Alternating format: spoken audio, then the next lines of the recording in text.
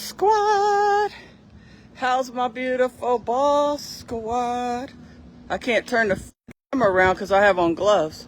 See, hey, beautiful boss squad. It's hot out here already. We've been here since 6 a.m. What is it, 7:30? We're getting set up for our event. I hope you guys are having a happy 4th of July. The parade is going to start about 10, I think. So I just wanted to say hello. Good morning. I wanted to give you guys our schedule for the day. We are Love at Worst Sight, baby. Love at Worst Sight. Worst, the W-U-R-S-T. These are, so we're on the road with, the food trucks and trailers, and all the tents are around there on the other side. Guys, the tents are it goes kind of like around the square over there. And then they got bouncies and kids stuff over there. And then there's more food tents over here. So this is a food truck row right here. You see? So, the only tent that we're going to be setting up is our little drink tent that we always do. And right now, good morning, beautiful boss squad. I'm just coming on for a few minutes just to show you guys what we're up to. I know you guys are always interested in what we're doing, and I'm always interested in showing y'all. There's Oscar, there's Mikey, there's Roland, there's Noah, and here's me. And so we're just getting it ready. We're getting everything ready. We have all of our permits, and we had to have a fire inspection. So for this event, even though we have Atlanta Fire and Sandy Springs Fire and what other? Even though, sometimes what happens is if you have Atlanta Fire, they will accept it at other events. This event will not. So this is Cobb County. So in Cobb County, they want us to have a separate fire inspection from the Smyrna Fire Department. So we got that. We had to have that inspection on a different day. You can't do it on the same day of the event. So we had our fire inspection last week. We got our fire permit, and of course we have our health, our DeKalb, all of our other permits. Of course, the health permit all comes out of our commissary, which is DeKalb County. You have to have everything on the back of your truck. This is our permit information, and then you have to have a separate permit for every county. So this is Cobb County. So what happens is you have your base. Sorry, you guys. I know a lot of y'all have been kind of curious and asking. You have your base, and then you have this is the ice company. You have your base, and then you have your each county. So your base is out of wherever your base of operations is, your commissary.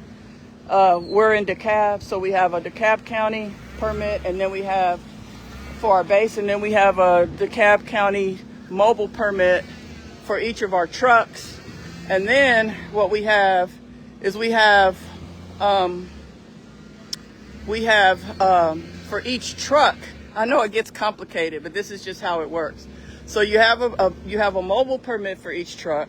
You have a base of operation permit for all of your trucks. Like in my case, I have 3 trucks. I'm one of the few food truck operators that has multiple trucks. So that's why it gets a little complicated for me.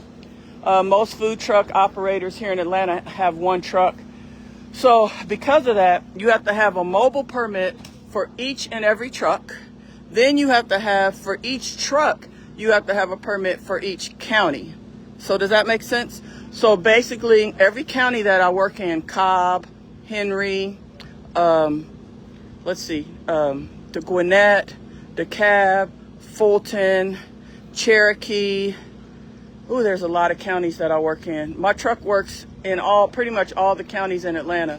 So you have to have a permit for each county as well. But you can't get a permit in another county unless you have your mobile and your base in the county that you live in. Well, not live in, but that wherever your commissary and your base of operations, that is where your base permit has to come from. If you don't have a mobile permit in your base county, you cannot get a permit in any other counties. Does that make sense? So that's why it starts with the county that your company is located in. You also have to have a business license in that county. So we have City of Tucker business license. We have DeKalb County permits. Then from there, everything else stems from that. So now, once you have all that, then you can get a Cobb County permit, because what happens is Cobb County contacts DeKalb County, verifies your permit, and then they'll issue you a permit in their county. Okay, and that's how you get the permits in the other counties. But if you don't have an active, valid permit in DeKalb County, you cannot get a permit in other counties. You guys, and some of y'all are asking, well, how can you operate without a mobile permit? Well, the truth is you're not supposed to. The truth is that if the county finds out, you can be fined, you can be shut down, you can actually even go to jail if you have multiple violations. So how can you do it? You're not supposed to. But there are people that kind of skirt around it, and what happens is sometimes you can get a 1 day, and this is actually meant for tents, not trucks.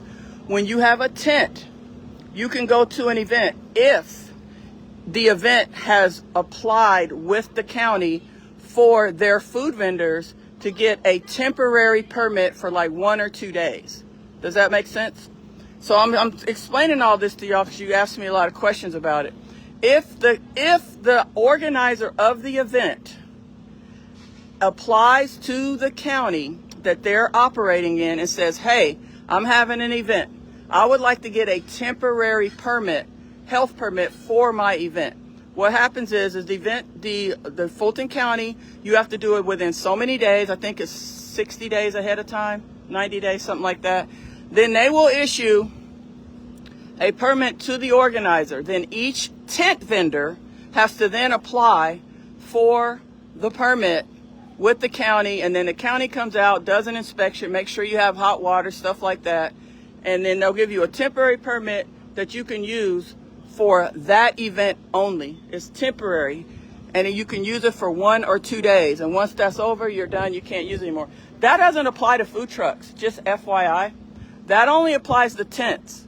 Food trucks are under a whole different sets of rules and regulations, okay? But sometimes, you know, they can get away with stuff if nobody knows or nobody pays attention. But food trucks are required to have fire permits, base of operation, health, mobile permits, propane inspections, electrical inspections. You got to have a no smoking sign. There's so many things you got to have to get to operate a food truck. And so if you don't have these things, you're operating illegally, and one day it's going to catch up with you. But see, there's certain things you got to have inspections. Noah, what you doing? Just check this area, see what's... Would you get the rag and the grease lightning and stuff and scrub down all the coolers, okay, please, sir? Thank you. And then we're gonna go in and set the tent up and stuff in a few minutes. But anyway, so that's a little bit about that, guys. So we're getting it set up. You have to have certain things. Like I said, you got to have no smoking signs. You got to have... Ooh, I can't climb over that thing. How'd you squeeze through here, Noah? I'll show you guys a little bit of how we're getting things set up and how we do things around here. But yeah, and you got to have things marked on your truck for safety. Trying to see right here. See, propane shut off. That has to be clearly marked. There's so many things that you have to have. Okay, that's no smoking again. The reason why these things are in place, guys, for food trucks is because food trucks can be dangerous if you don't operate them safely. They can be dangerous. A propane leak could blow this whole block up. All right? That means if you got a propane leak and you're smoking, you can blow this entire block up and kill 20 people. So food trucks are nothing to play around with. You got to have all your safety measures in place. Okay, that's very important. You have to have a propane we have I'll show you guys later, but we have a propane detector on our truck. Okay, that means what? If you have a propane leak, it beeps, it goes off. We have a gas detector on our truck. Hello. Hey. You looking for me? Yes. Thank you, thank you. That's going to be your permit, so make sure you got it displayed. Absolutely. Same thing, you check off and just sign it and display it. Okay, thank you. All right, have a good one. This is our thing here. So, I don't know why we need this, but anyway, so like I was saying, there's two types of detectors. One is a propane detector, right? And one is a gas detector. So if you have any kind of gas leak or you have any kind of propane leak, it'll go off and it'll warn you and it'll tell you. See, the thing is that you can work around all this stuff. Hi, everyone. You can work around all this stuff if you want to, but it's dangerous. It's very dangerous, and you have to really, there's reasons why all this stuff is in place for the trucks. Put in there? Yeah, that'd be great. He wants us to have this up there. I guess, I don't know what this is for, but okay. So another thing is, so yeah, that's about it, guys. So as you can see, we got our nice fresh baked bread. We had this delivered early this morning. This is our bread. We have all our bread baked fresh. That's one of the things that makes our food so good, is we use fresh baked bread every day. Okay. And these are our coolers, which I don't like when stuff isn't clean. So as you can see, we are now scrubbing everything and making it look nice and pretty. Because despite the fact that we clean everything after the event, you still have to clean it again before the event, because things just, you know, I don't know, they just get dirty from moving them around. There's not too much you can do about it. But we detail clean our trucks every other week. Every week a truck gets cleaned, gets detail cleaned. That's where we take everything off our truck. You want to know why our trucks look so clean? That's why. We take every single thing off our truck. We scrub it down. We wash the truck. We wash the wheels. We put it back. Okay, we have a hood cleaning company that's required by the fire department. We have a hood cleaning company that comes out every 6 months and gets on top of it, on top of our trucks, and pressure washes and cleans all the grease out of that hood. If you don't do that, your hood can catch on fire because there's grease that builds up in there. That's something you have to do. We have a fire extinguisher and fire, go rolling, go rolling, go rolling. We have the fire, like, in addition to the fire suppression system, which gets inspected every 6 months to make sure there's no issues, and it gets tagged every 6 months. We also have our fire extinguishers, a red and a silver. The silver is for grease fires only. So let's say, so here's the thing. I don't know if I can get on the truck and show you guys this. I have so much I can show y'all. So much I can show you guys, but I'm going to have to get back to work in a minute. I was trying to see if I could show them the fire suppression system. So let me wait for Oscar. So this is the fire suppression system here, guys, right here. You see this? So what happens here with this fire suppression, you have to have it tagged every 6 months, okay? And what happened, and then the hood fan is behind these vents. So you can clean the vents all you want, but you also have to clean the hood fan above. And if you don't, you can have a fire. Now, as you can see, the back wall, this truck is about 10 years old. You can see the back wall is starting to get kind of raggedy. So we're going to take a week and we're going to tear the entire back wall out and get a brand new sheet metal, not sheet metal. Dang, what's it called? You know what I'm talking about. Oscar, what's this called? Not sheet metal, but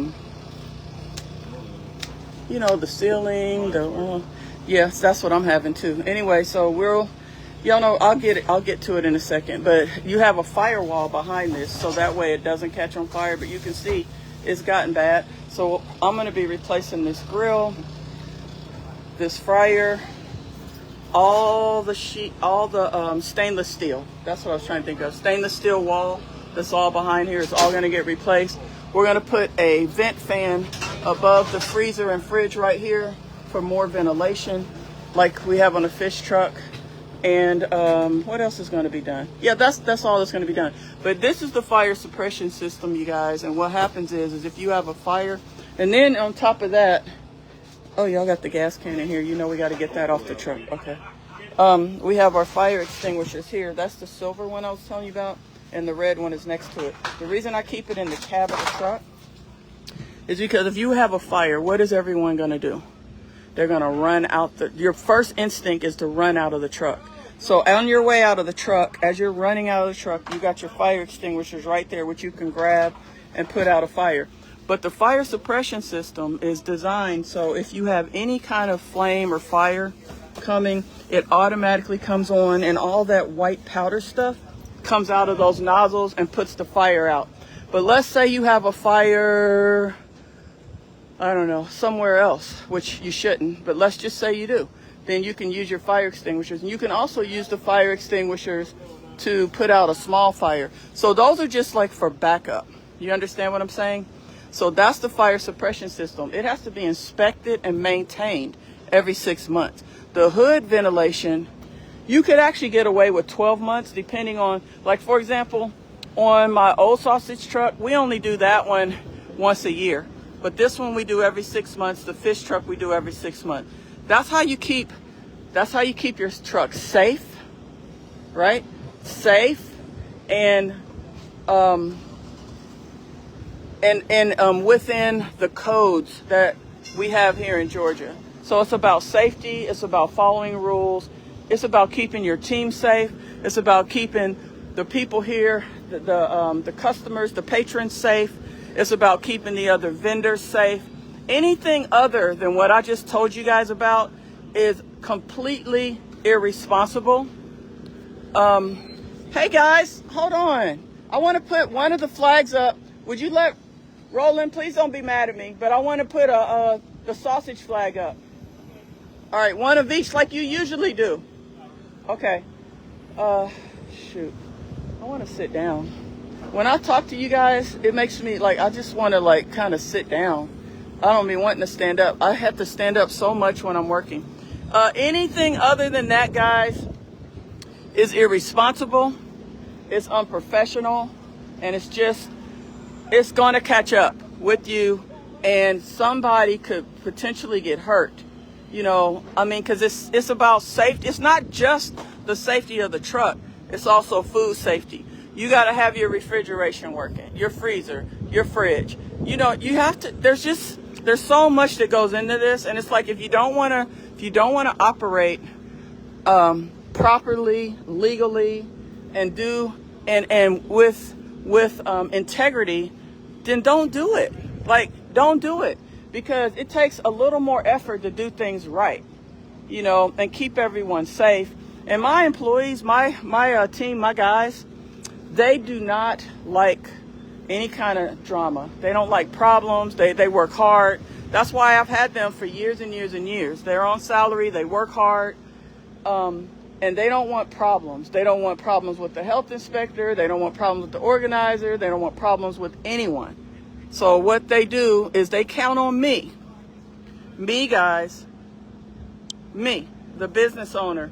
It's my responsibility to make sure that they're safe, make sure that they get paid well, make sure that they're respected, make sure that everything works for them, keep their job as easy as possible by making sure that I have all of my permits in place, I have all of my equipment working properly, my truck running properly, you know, so when they show up, they can work in peace. They don't have to worry about, looking over their shoulders and stuff like that. My guys don't like that kind of stuff. They're professional, they're responsible. You know, they have unlike a lot of these day workers, they have driver's licenses, they have homes, they have families, they have pets, they have children, you know, they have responsibilities. You know, they're not just random, like, you know, people. Like, these guys are very, very, very responsible people. Look at Roland over there. And so for that, they want to work with a business owner that's equally or more so responsible, so they don't have to worry about all the little things. They can do the big things while I worry about the little things and make sure that the little things that need to be done don't turn into big problems for them. And that's why I don't have to be here, because I have really good people that work that work with me. I'm not even gonna say for me. I have really good people, so I don't have to be on my trucks. I don't have to be here every day. I'm here for this event because it's an 18-hour day, and I'm here for moral support, and I'm here to make sure that they know that if they got to put in 18 hours, I'm also going to put in 18 hours. Does that make sense? How much do they make? A lot, but I'm not going to disclose how much I pay my team. But they get paid well, all right? They get paid well. I probably have some of the top earners in this business, but I do that because of what? I respect them, I appreciate them, and that's how I show my appreciation. And they take care of my business, my trucks, my equipment.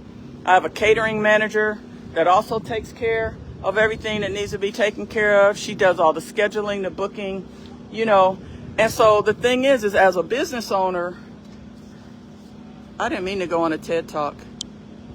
As a business owner, it's my responsibility to make sure that everything's right. And the thing is that when you do that, you have good people that work for you. And when you have good people, you don't have to be there. And so that's why they don't necessarily even want me around. They're like, hey, just, stay home and work on your other stuff. We got it. And they do. They take care of everything. They're on time. I never have to look for them. I always get feedback from all the catering and everything that we do. I'm going in the shade. I have thousands of letters and emails and notes from how happy people are from Roland and Oscar, running these trucks. So, it's a blessing, and it's a lot of fun. Like, this could be a fun business, if it's run properly. And so that's important. It's important, to do these things, like I said. And if I don't, they don't want to be on the highway at 10 o'clock at night and the truck breaks down, because I didn't do the maintenance or I didn't fix stuff. So you gotta be a responsible business owner. That's the only way you're gonna go forward. Otherwise, you're just gonna be chasing your tail, going in a circle, chasing your tail. You're gonna go backwards, then forward, then backwards, then forward. And, you're gonna be doing the same thing 10 years from now that you're doing today.